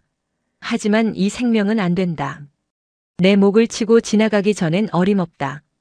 심산 스님이 두 팔을 벌리고 무진과 산군 앞을 막아섰다. 그 뒤로 젊은 스님들이 스크럼을 짜듯 인간 방패를 만들었다. 종교적 위험과 목숨을 건 저항. 사냥꾼들은 기세에 눌렸다. 게다가 리더인 곽철이 절벽 아래로 사라진 마당에 저 거대한 흑표범이 마지막 발악이라도 한다면 누구 하나는 죽어나갈 것이 뻔했다. 에이, 재수없어. 갑시다. 곽철이부터 찾아야지. 사냥꾼들은 투덜거리지며 총을 거뒀다. 그들은 바닥에 침을 뱉고는 썰물처럼 산을 내려갔다. 고요가 찾아왔다. 하지만 그것은 안도의 고요가 아니었다. 죽음의 그림자가 짙게 들이운 침묵이었다. 무진이 떨리는 손으로 산군의 상처를 눌렀다. 스님, 스님 도와주세요. 피가 안 멈춰요. 법륜 스님이 다가와 산군의 상태를 살폈다. 총알이 어깨를 관통했다. 뼈가 부서졌고 출혈이 너무 심했다. 스님은 가만히 고개를 저었다. 늦었다. 아니에요. 살릴 수 있어요. 약방에 금창약 있잖아요. 제가 훔치려던 거 그거 가져오면 되잖아요. 무진이 울부짖으며 스님의 옷자락을 잡고 매달렸다. 무진아. 스님이 무진의 어깨를 잡았다. 가는 길을 붙잡는 것은 집착이다. 편안히 갈 수 있게 해주는 것이 내가 할 수 있는 마지막 도리다. 싫어요. 안 보낼 거예요. 무진은 산군의 귓가에 대고 속삭였다. 가지 마. 죽지 마. 나랑 있기로 했잖아. 산군이 힘겹게 눈꺼풀을 들어 올렸다. 노란 눈동자가 흐릿해져 가고 있었다.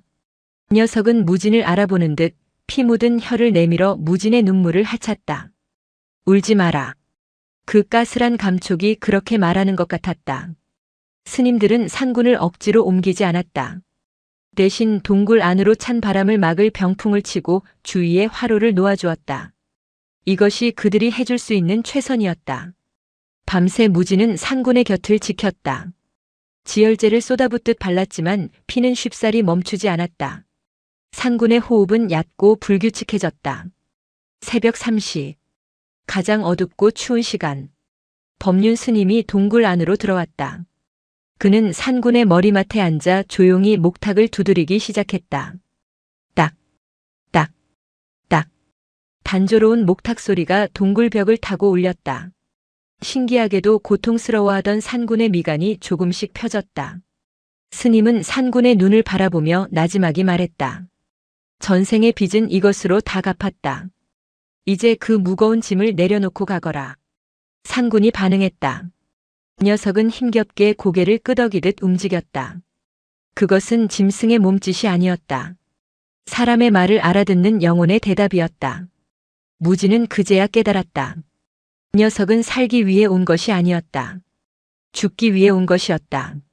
자신을 살리고 그 대가로 죽음으로써 업보의 고리를 끊으러 온 것이다. 바보야.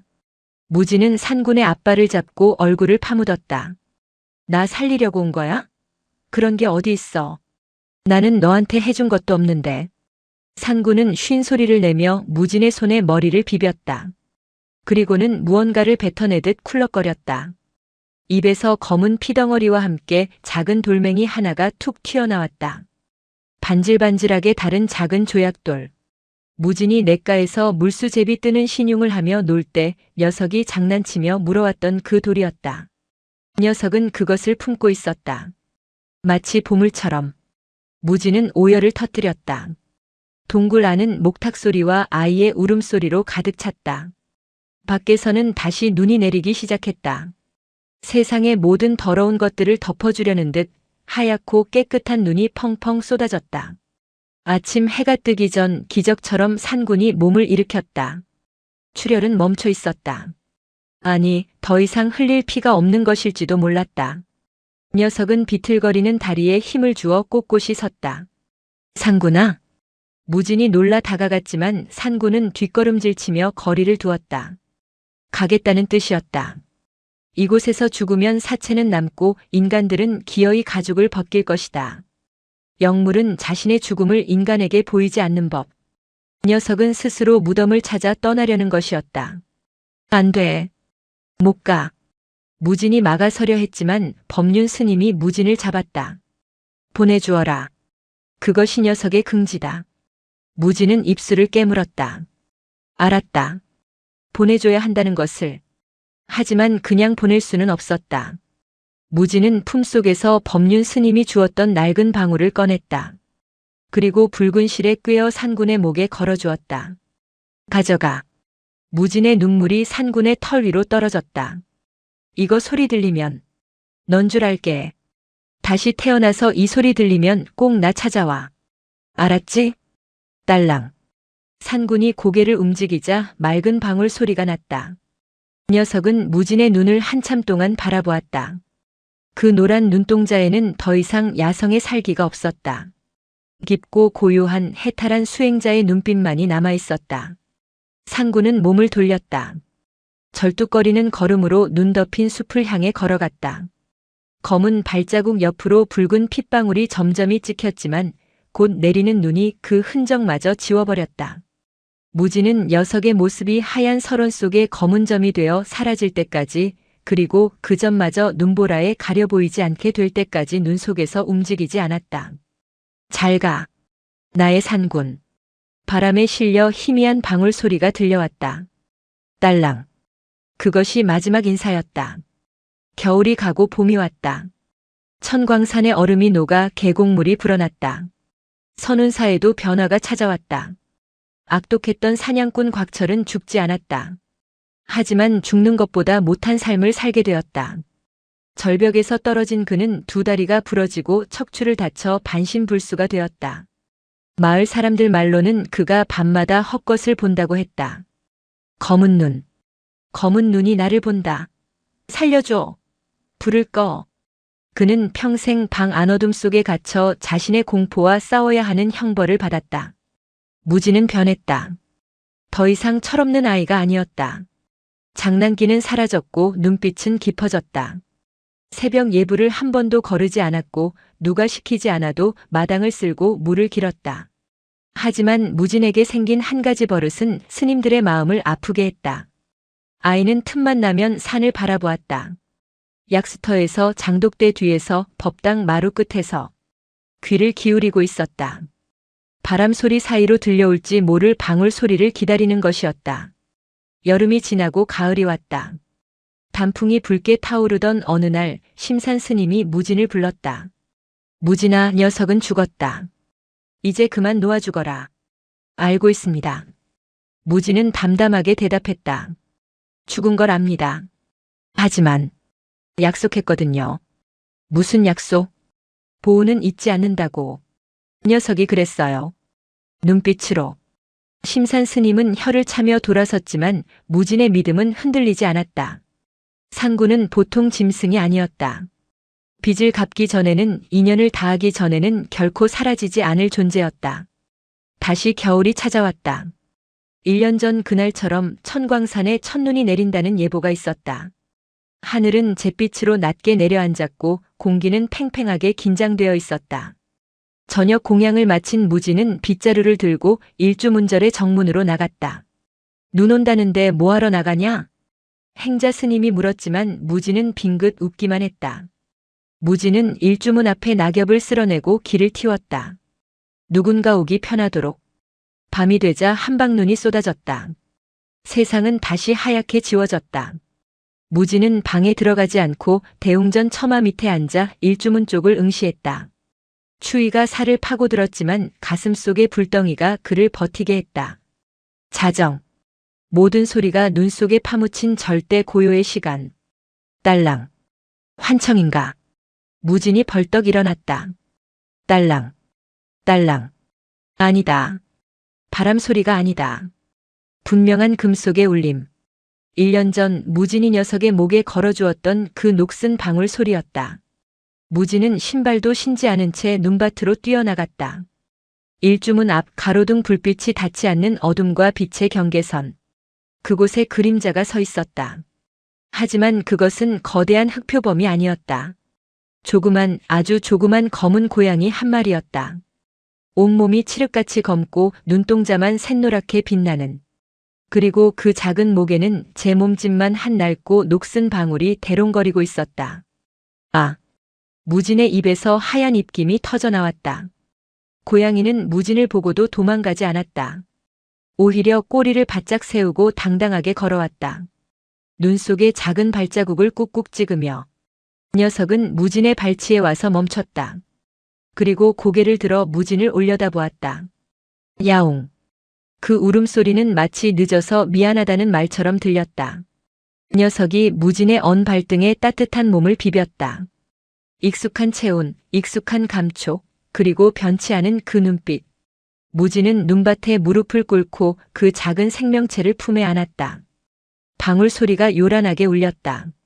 눈물이 볼을 타고 흘러내려 고양이의 검은 털을 적셨다. 왔구나. 다시 왔구나, 상구나. 검은 고양이는 무진의 품을 파고들며 골골송을 불렀다. 첫눈이 두 생명체 위로 소복이 쌓였다. 100년 전의 약속이 1년 전의 이별을 넘어 다시 새로운 인연으로 맺어지는 순간이었다. 사찰의 범종이 은은하게 울려 퍼지며 새벽을 알렸다. 그 소리는 긴 겨울밤이 끝나고 따뜻한 봄이 멀지 않았음을 알리는 희망의 소리였다. 천광산 선운사에 기이한 행자가 들어왔다는 소문은 봄바람을 타고 산 아래 마을까지 퍼졌다. 승적의 이름도 올리지 않았고 삭발도 하지 않았으며 심지어 사람이 아니라는 소문이었다. 거참 희한하네. 고양이가 예불을 드린다고. 말도 마라. 법당 상석을 차지하고 앉아서는 스님들이 독경을 하면 꾸벅꾸벅 조는데 그게 꼭 목탁 박자를 맞추는 것 같다니까. 녀석의 이름은 무기라고 지어졌다. 먹물처럼 까맣다는 뜻에서 심산 스님이 붙여준 이름이었다. 하지만 무진만은 여전히 녀석을 볼 때마다 마음속으로 산군이라 불렀다. 무기의 행동은 고양이라기보다는 수행자에 가까웠다. 녀석은 육식을 끊었다. 쥐를 잡기는커녕 부엌 쥐가 쌀독을 드나들어도 심드렁하게 하품만 해댔다. 대신 공양 시간이 되면 제 밥그릇이 빠진 사기 그릇을 입에 물고 툇마루에 앉아 조용히 기다렸다. 두부와 나물 비빔밥을 주면 남김없이 싹 비웠다. 가장 신기한 것은 새벽 예불 시간이었다. 새벽 3시 무진이 일어나기도 전에 무기는 무진의 코를 솜방망이 같은 앞발로 툭툭 쳐 깨웠다. 알았어, 일어날게. 무진이 눈을 비비며 법당으로 향하면 무기는 앞장서서 눈길을 걸었다. 1년 전 그날 밤 내린 폭설은 녹았지만 녀석의 목에 걸린 녹슨 방울은 여전히 딸랑거리며 새벽 공기를 갈랐다. 법당에 들어선 무기는 부처님 불상 바로 옆 방석 하나를 차지하고 앉아 앞발을 가지런히 모았다. 그리고 법륜 스님의 죽비 소리에 맞춰 고개를 숙였다 들었다를 반복했다. 그 모습이 어찌나 진지한지 처음엔 웃음을 참지 못하던 젊은 스님들도 이제는 무기를 묵스님이라 부르며 합장할 정도였다. 하지만 무진은 알고 있었다. 무기가 단순히 얌전한 고양이가 아니라는 것을. 어느 날 밤 무진은 잠결에 무기가 사라진 것을 느꼈다. 밖으로 나가보니 무기는 담장 위에 앉아 어둠 속을 응시하고 있었다. 그 작은 몸집 뒤로 달빛에 비친 그림자는 집채만 한 호랑이의 형상을 하고 있었다. 무가. 무진이 부르자 그림자는 순식간에 사라지고 조그만 검은 고양이만 남았다. 녀석은 무진을 보며 야옹하고 울었다. 그 울음소리에는 아직 안심하지 말라는 경고가 담겨 있는 듯 했다. 평화로운 일상 이면에는 아직 씻겨나가지 않은 검은 찌꺼기가 남아있었기 때문이다. 산 아래 마을 흉가처럼 변해버린 외딴 집. 그곳에는 반신불수가 된 전직 사냥꾼 곽철이 살고 있었다. 그는 지옥 속에 살았다. 깨어있으면 다리의 통증이 뼈를 갉아먹었고 잠이 들면 악몽이 그를 괴롭혔다. 꿈속에서 그는 언제나 눈 덮인 산을 달리고 있었고 그 뒤를 거대한 검은 그림자가 쫓아왔다. 그림자는 그를 덮치는 대신 차갑게 노려보았는데 그 노란 눈동자를 마주할 때마다 곽철은 비명을 지르며 깨어났다. 으악! 저리 가! 저리 가란 말이야! 마을 사람들은 그가 미쳤다고 했다. 아무도 그를 돌보려 하지 않았다. 똥오줌을 받아낼 사람도 없어 방 안은 악취로 진동했다. 그러던 어느 날 곽철의 집 문이 삐거덕 열렸다. 역광을 받아 서 있는 사람은 이제 13살이 된 무진이었다. 그리고 그의 어깨 위에는 검은 고양이 무기가 앉아 있었다. 네, 내 놈이. 곽철이 누더기 이불을 끌어당기며 뒷걸음질 쳤다. 무진은 말없이 방 안으로 들어왔다. 코를 찌르는 악취에도 눈 하나 깜짝하지 않았다. 스님이 가져다 드리라고 했습니다. 무진은 챙겨온 죽과 밑반찬을 곽철의 머리맡에 놓았다. 곽철은 덜덜 떨리는 손으로 죽그릇을 보다가 이내 획 엎어버렸다. 독을 탔겠지. 내가 모를 줄 아냐? 내 놈들이 나를 죽이려고 온 거야. 뜨거운 죽이 바닥에 쏟아졌다. 무진은 표정 변화 없이 쏟아진 죽을 걸레로 닦았다. 죽지 마세요. 무진의 담담한 목소리가 곽철의 귀를 때렸다. 그렇게 쉽게 죽으면 안 됩니다. 살아서 고통 속에서 당신이 무슨 짓을 했는지 똑똑히 기억하세요. 그게 당신이 받아야 할 벌입니다. 이 악독한 죽놈이. 곽철이 손에 잡히는 요강을 들어 던지려 했다. 그 순간이었다. 무진의 어깨 위에 앉아있던 무기가 하악 하고 이빨을 드러냈다. 순간 곽철의 눈에 헛것이 보였다. 고양이가 입을 벌리는 순간 그 뒤로 거대한 흑표범의 환영이 겹쳐 보이며 포효하는 모습이. 히익! 곽철은 요강을 떨어뜨리고 이불 속에 머리를 쳐박았다. 공포에 질려 오줌을 지리는 소리가 들렸다. 무기는 다시 얌전한 고양이가 되어 무진의 볼에 몸을 비볐다. 마치 잘했어라고 칭찬하는 듯 했다. 무진은 빈 그릇을 챙겨 일어났다. 내일 또 오겠습니다. 드실 때까지 가져오겠습니다. 무진이 나간 뒤 곽철은 엎질러진 죽의 흔적을 바라보며 흐느꼈다. 그것은 회개의 눈물이 아니었다. 압도적인 힘과 도덕성 앞에 철저히 패배한 자의 비참한 눈물이었다. 계절은 빠르게 흘러 무진은 16 청년이 되었다. 무기 또한 제법 덩치 큰 고양이, 아니 살쾡이만큼 커졌다. 녀석은 이제 무진의 어깨에 올라타지 못할 만큼 무거워졌다. 그해 여름은 유난히 가물었다. 천광산 계곡물이 말라 바닥을 드러냈고 약수터 물줄기도 실오라기처럼 가늘어졌다. 법륜 스님의 주름살은 날이 갈수록 깊어졌다. 산의 기운이 말라가고 있다. 큰일이구나. 단순한 가뭄이 아니었다. 산 짐승들이 떼를 지어 민가로 내려오고 밤이면 이유를 알 수 없는 괴소리가 산을 울렸다. 어느 날 오후 무진이 마당을 쓸고 있는데 낯선 사내들이 저를 찾아왔다. 등산복 차림에 측량 기계를 맨 사람들이었다. 여기가 선운사입니까? 경치 한번 죽이는구만. 거들먹거리는 사내의 태도에 무진이 앞을 막아섰다. 누구십니까? 이곳은 수행 공간입니다. 아, 우리는 시청에서 나왔소. 이번에 천광산 일대를 관광특구로 개발한다는 계획이 있어서 실사 좀 나왔지. 관광특구요? 그래요. 여기다 케이블카도 놓고 절 앞에는 리조트도 들어설 거요. 스님들도 좋지 않소? 사람들 많이 오면 시주돈도 늘어날 텐데. 사내는 킬킬거리며 담배를 꺼내 물었다. 닭! 어디선가 날아온 작은 돌멩이가 사내의 손을 정확히 가격했다. 담배가 바닥으로 떨어졌다. 아, 뭐야? 사내가 소리치며 주위를 둘러보았다. 담장 위에 무기가 앉아 있었다. 녀석의 앞발에는 또 다른 돌멩이가 들려 있었다. 저 고양이 새끼가. 사내가 돌을 집어 무기에게 던지려 하자 무진이 사내의 팔목을 잡았다. 16 무진의 악력은 이제 어린아이의 것이 아니었다. 매일 물을 깃고 장작을 패며 다져진 근육은 쇠처럼 단단했다. 담배는 산 아래서 피우십시오. 그리고 이곳은 개발되지 않습니다. 산이 허락하지 않을 겁니다. 무진의 눈빛에서 서늘한 기운을 느꼈는지 사내는 팔을 뿌리치며 물러섰다. 두고 봅시다. 나라에서 하는 일을 중들이 막을 수 있을 것 같아? 사내들은 투덜거리며 내려갔지만 그들이 남기고 간 말은 불길한 씨앗이 되었다. 탐욕은 사라지지 않았다. 사냥꾼 곽철이 사라진 자리에 이제는 개발이라는 이름의 거대하고 합법적인 탐욕이 들어차려 하고 있었다. 그날 밤 무기는 잠을 자지 않고 밤새도록 마당을 빙빙 돌며 아웅하고 울었다. 그 울음소리는 마치 다가올 재앙을 경고하는 사이렌 같았다. 예감은 틀리지 않았다. 가뭄이 절정에 달한 늦가을 건조주의보가 내려진 날이었다. 개발업자들이 다녀간 지 한 달 만에 산 아래쪽에서 연기가 피어올랐다.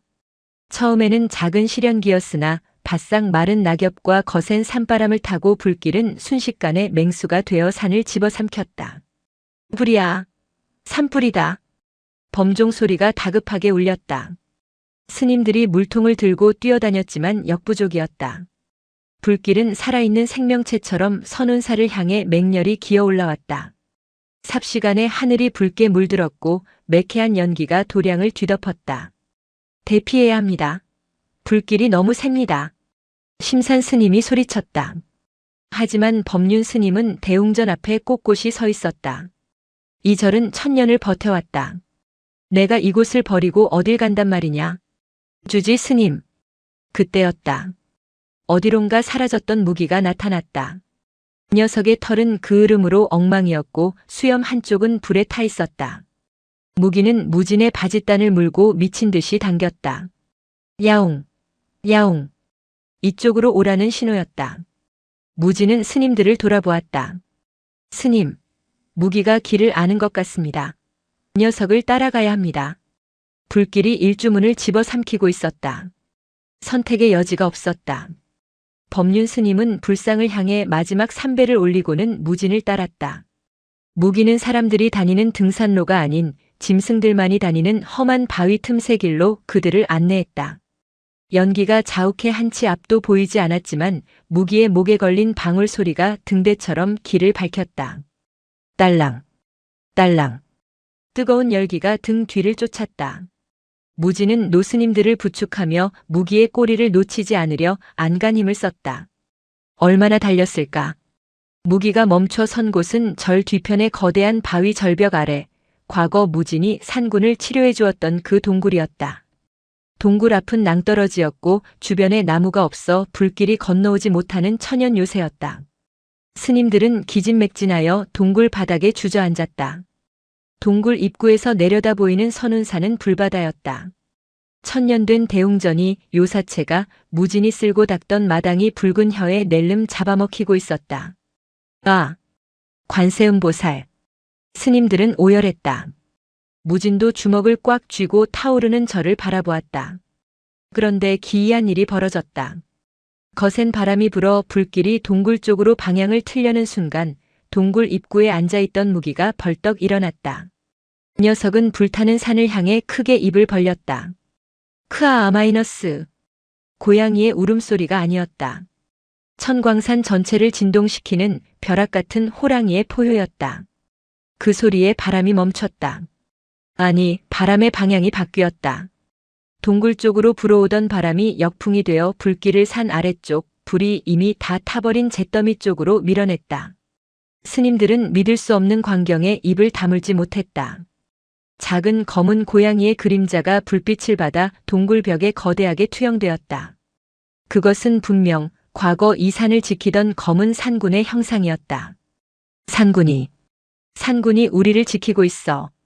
무지는 무기의 뒷모습을 보며 중얼거렸다. 녀석은 불길이 완전히 사그라들 때까지 네 발로 버티고 서서 한치도 물러서지 않았다. 마치 자신이 불타는 사찰 대신 이 산의 주인인 스님들을 지키는 최후의 보루라는 듯이 밤새 불길은 잦아들었다. 새벽이 오자 잿더미가 된 산 위로 비가 내리기 시작했다. 검은 재가 비에 섞여 눈물처럼 흘러내렸다. 선운산은 전소되었다. 기둥 하나 남지 않았다. 하지만 사람은 모두 살았다. 무기는 그제야 자리에 털썩 주저앉았다. 녀석은 몹시 지쳐 보였지만 무진이 다가가자 가르랑거리며 그의 손을 하찼다. 무진은 녀석을 품에 안았다. 그 으름 냄새와 비냄새 사이로 녀석의 따뜻한 심장 소리가 전해졌다. 고마워. 정말 고마워. 폐허가 된 절터 위에서 새로운 역사는 다시 시작되고 있었다. 불은 모든 것을 앗아갔지만 동시에 모든 것을 공평하게 만들었다. 천년을 이어온 대웅전의 기둥도 어제 갓 심은 국화꽃도 똑같이 한 줌의 재가 되었다. 비가 그친 뒤 스님들은 검게 변한 절터로 내려왔다. 망연자실. 그 단어 외에는 설명할 길이 없었다. 심산 스님은 주저앉아 땅을 치며 통곡했다. 부처님, 저희가 부족하여 도량을 지키지 못했습니다. 하지만 무지는 울지 않았다. 그의 곁에는 검댕을 뒤집어 쓴 무기가 앉아 있었다. 무기는 타다 남은 석가래 위에 올라앉아 잿더미 속에서 무언가를 뚫어지게 응시하고 있었다. 무가 뭐하니? 무진이 다가가자 무기가 앞발로 숫검정을 파헤쳤다. 그곳에는 대웅전 주춧돌 틈새에서 기적적으로 살아남은 작은 야생화 한 송이가 고개를 내밀고 있었다. 불길 속에서도 바위 틈에 숨어 생명을 부지한 것이었다. 아! 무지는 깨달았다. 절은 나무와 기와로 지은 건물이 아니었다. 생명을 귀하게 여기는 마음 그 자체가 절이었다. 스님, 울지 마십시오. 무진이 심산 스님을 부축해 일으켰다. 절은 다시 지으면 됩니다. 우리에겐 손이 있고 이 땅이 있고 그리고 무진은 무기를 바라보았다. 우리를 지켜준 상군이 있습니다. 그날부터 선운사 재건이라는 대공사가 시작되었다. 돈은 없었다.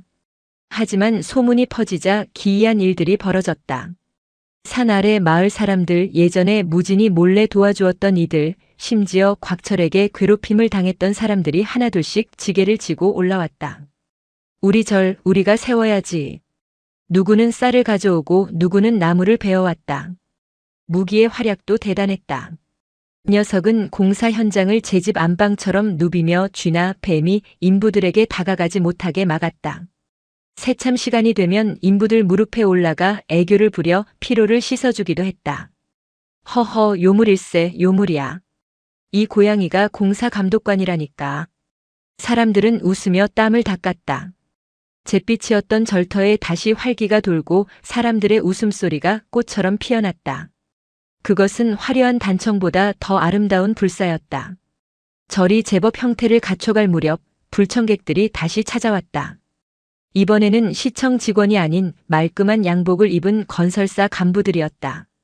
주지 스님, 흉물스럽게 탄 산을 저희가 매입해서 멋진 리조트로 개발하겠습니다. 보상금은 넉넉히 드릴 테니 이참에 편한 곳으로 옮기시지요. 그들은 두툼한 서류 봉투를 내밀었다. 법륜 스님은 묵묵부답이었고 혈기왕성한 젊은 스님들은 당장이라도 소금을 뿌릴 기세였다. 그때 20살 청년이 된 무진이 앞으로 나섰다. 그의 어깨에는 여전히 무기가 앉아 있었다. 이제 무기는 늙어서 털에 윤기가 빠지고 흰 수염이 듬성듬성했지만 그 눈빛만은 형형했다. 돌아가십시오. 이봐요, 젊은 스님. 이게 얼마짜린 줄 알고. 돈의 액수가 문제가 아닙니다. 당신들은 이곳에 들어올 수 없습니다. 뭐? 우리가 못 들어올 이유라도 있어? 무지는 조용히 산 아래쪽을 가리켰다. 저기 보이는 폐가 알고 계십니까? 간부들의 시선이 곽철이 살던 집 쪽으로 향했다. 평생 산의 생명을 해치고 가죽을 벗겨 돈을 벌던 사냥꾼이 살던 집입니다. 그는 불이 나던 날 방 안에서 혼자 끔찍한 최후를 맞았습니다. 불길이 덮치기도 전에 심장마비로 죽었지요. 사람들이 말하길 검은 짐승의 환영을 보고 놀라 죽었다더군요. 간부들의 얼굴이 굳어졌다. 이 산은 주인이 있습니다. 등기부 등본에 적힌 주인이 아니라 진짜 주인이 지키고 있습니다. 탐욕을 품고 들어온 자는 누구도 온전하게 내려가지 못했습니다. 그 순간 무기가 간부들을 향해 학 하고 입을 벌렸다. 동시에 산바람이 윙윙거리며 불어와 잿가루를 간부들의 얼굴에 뿌렸다. 마치 산 전체가 으르렁거리는 듯한 소름 끼치는 소리가 들렸다. 이게 뭐야? 간부들은 기겁하며 뒷걸음질 쳤다. 그들의 눈에는 무진의 뒤로 아른거리는 거대한 흑표범의 잔상이 보였을지도 모른다. 아니면 그들 마음속의 죄책감이 만들어낸 환영이었을까?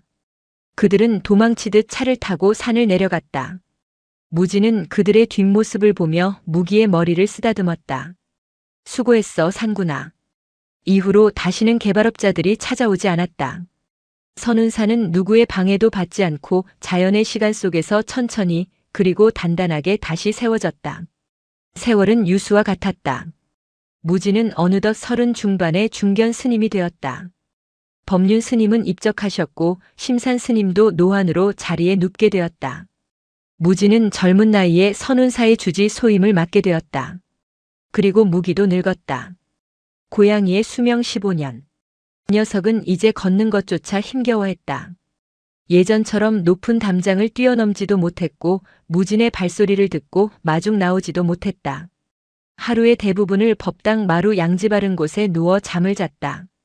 어느 늦가을 오후, 무진은 마루에 앉아 무기의 앙상한 등을 쓰다듬고 있었다. 무기가 힘겹게 눈을 떴다. 노란 눈동자는 백내장으로 하얗게 탁해져 있었다. 많이 힘들지? 야옹. 목소리도 갈라져 나왔다. 무진은 직감했다. 이별의 시간이 왔음을. 100년 전 흑표범으로 그리고 이번 생의 고양이로. 2번의 생을 바쳐 자신을 지켜준 친구를 보내줘야 할 때였다. 기다리지 마. 무진이 속삭였다. 이제 나 지키지 않아도 돼. 나 다 컸어. 혼자서도 잘할 수 있어. 무기의 귀가 쫑긋했다. 그러니 다음 생에는 짐승으로 태어나지 마. 나를 지키는 수호신으로도 태어나지 마. 그냥 바람으로 구름으로 자유롭게 날아다녀. 빚은 다 갚았으니까. 무진은 목에서 낡은 방울을 풀어주었다. 평생 녀석을 옥죄었던 인연의 끈이자 구속의 상징이었던 방울. 이제 자유야. 무기는 무진의 손을 핥았다. 까슬했던 혀의 감촉도 이제는 부드러워져 있었다. 녀석은 무진의 무릎에 머리를 기대고 깊은 숨을 내쉬었다. 골골골. 편안한 진동 소리가 점점 잦아들었다. 가을 낙엽 하나가 툭 하고 무기의 몸 위로 떨어졌다. 진동이 멈췄다. 무진은 울지 않았다. 대신 합장하고 오랫동안 고개를 숙였다. 성불하십시오. 나의 스승이여. 무진은 무기를 양지 바른 언덕, 과거 흑표범 산군이 사라졌던 그 숲 입구에 묻어주었다. 비석은 세우지 않았다. 녀석은 자연에서 와서 자연으로 돌아갔을 뿐이니까.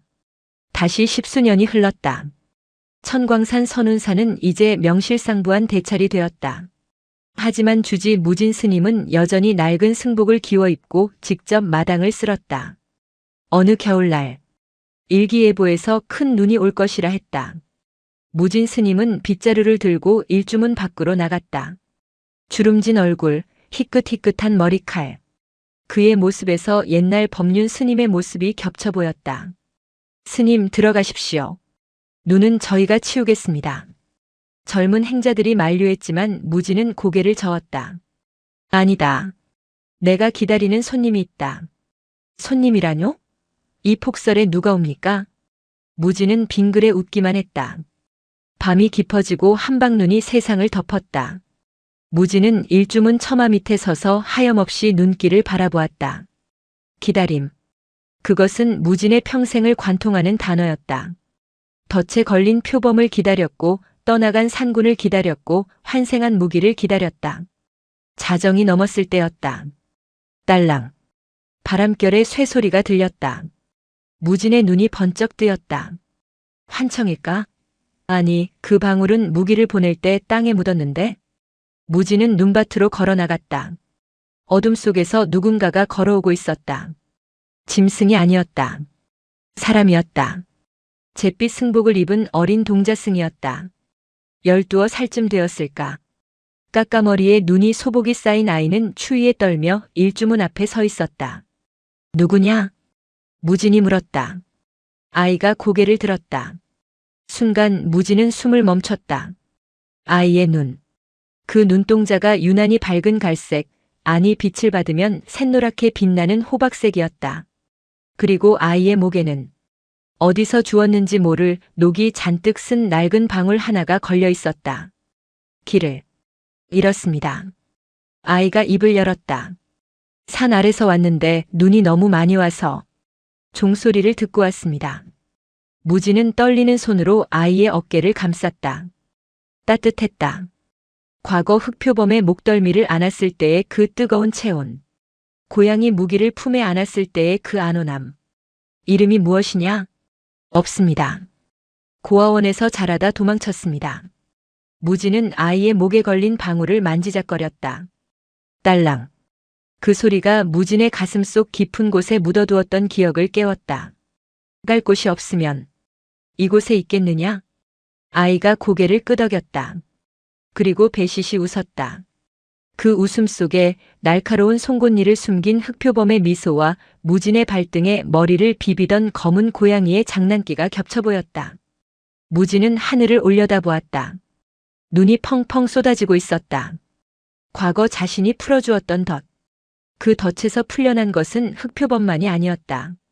외로움이라는 덫에 걸려있던 무진 자신도 그때 풀려난 것이었다. 그리고 지금 긴 돌고 돔 끝에 인연은 다시 제자리를 찾아왔다. 가자. 밥부터 먹자꾸나. 네, 스님. 무진 스님과 호박색 눈을 가진 아이가 나란히 눈길을 걸어 법당으로 향했다. 두 사람의 발자국이 눈 위에 찍혔다. 하나는 크고 하나는 작았다. 마치 어미 호랑이와 새끼 호랑이가 나란히 걷는 것처럼. 뒤따라오던 바람이 눈을 쓸어 발자국을 지웠다. 흔적은 사라지지만 보호는 영원히 사라지지 않는다. 천광산의 전설은 그렇게 또다시 시작되고 있었다. 영상이 마음에 드셨다면 구독과 좋아요, 댓글 부탁드립니다.